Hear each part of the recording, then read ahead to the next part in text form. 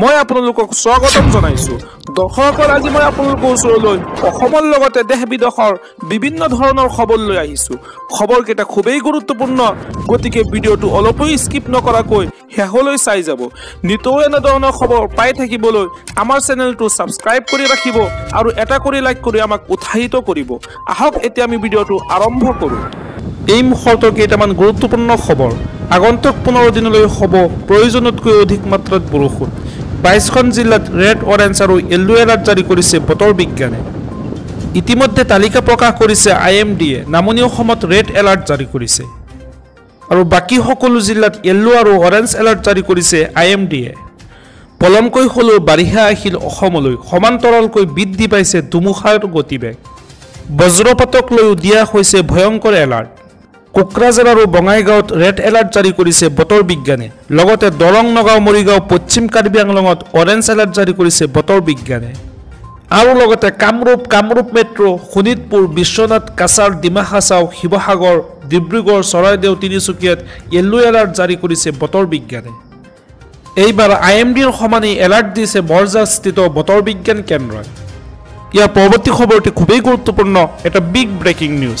অৰুণোদয়ৰ পৰা নিযুত মইনালৈকে, ৰেচন কাৰ্ডৰ পৰা 10,000 টকালৈকে ৰাজ্যৰ মুখ্যমন্ত্ৰী ডক্টৰ হিমন্ত বিশ্ব শৰ্মাই 7টা বৃহৎ ঘোষণা কৰিছে। হয় দৰ্শকসকল, অৰুণোদয়ৰ পৰা লাখপতি বাইদেউৰ আঁচনিলৈকে মুখ্যমন্ত্ৰীৰ বৃহৎ ঘোষণা। প্ৰতিমাহে অৰুণোদয়ৰ ধন লাভ কৰা মহিলাৰ বাবে ডাঙৰ খবৰ দিলে মুখ্যমন্ত্ৰীয়ে। অৰুণোদয়ৰ ধন লাভ কৰা মহিলাসকলে 250 টকা ৰেহাই মূল্যত লাভ কৰিব ৰন্ধন গেছ। উজ্জ্বলা আঁচনি লাভ কৰা মহিলাইও লাভ কৰিব 250 টকা ৰেহাইৰ ব্যৱস্থা। 1 অক্টোবৰৰ পৰা ৰেচন কাৰ্ডৰ হিতাধিকাৰীসকলে লাভ কৰিব চাউলৰ লগতে ৰেহাই মূল্যৰ দাইল, নিমখ আৰু চেনি।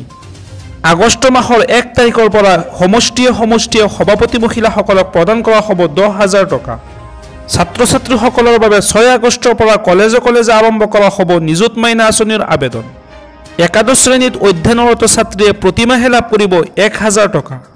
স্নাতক পৰ্যায়ত অধ্যয়নৰত ছাত্ৰীয়ে প্ৰতিমাহে লাভ কৰিব 1,500 টকা আৰু স্নাতকোত্তৰ পৰ্যায়ত অধ্যয়নৰত ছাত্ৰীয়ে প্ৰতিমাহে লাভ কৰিব 2,500 টকা।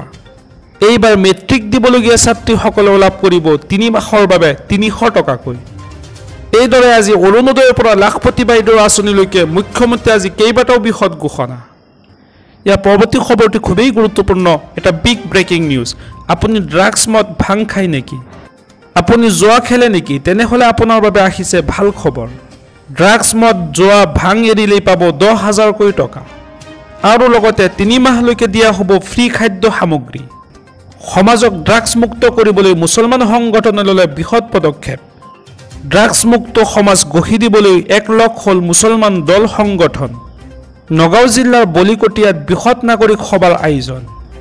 বলিকটীয়া আঞ্চলিক উদীয়মান যুৱ সংঘৰ উদ্যোগত আয়োজন কৰিছে নাগৰিক সভাৰ। এই সভাৰ সহযোগিতা কৰিলে অসম সংখ্যালঘু সংগ্ৰাম পৰিষদ, আমছু আৰু নিমছুৰ নেতৃত্ববৃন্দই। খালী হৈ থকা একাউণ্টৰ পৰা ছেকেণ্ডতে উলিয়াব পাৰিব 10,000 টকা। এতিয়া আপোনাৰ একাউণ্ট শূন্য বেলেঞ্চ হ'লেও ATMৰ পৰা উলিয়াব পাৰিব 10,000 টকা। পকেটত এটকাও নাথাকিলেও চিন্তাৰ কাৰণ নাই, আপুনি খালী হৈ থকা একাউণ্টৰ পৰা উলিয়াব পাৰিব 10,000 টকা। অভাৰড্ৰাফ্ট সুবিধা থাকিলে আপুনি লাভ কৰিব 10,000 টকা। যিসকলৰ জনধন একাউণ্ট আছে তেওঁলোকে লাভ কৰিব এই সুবিধা।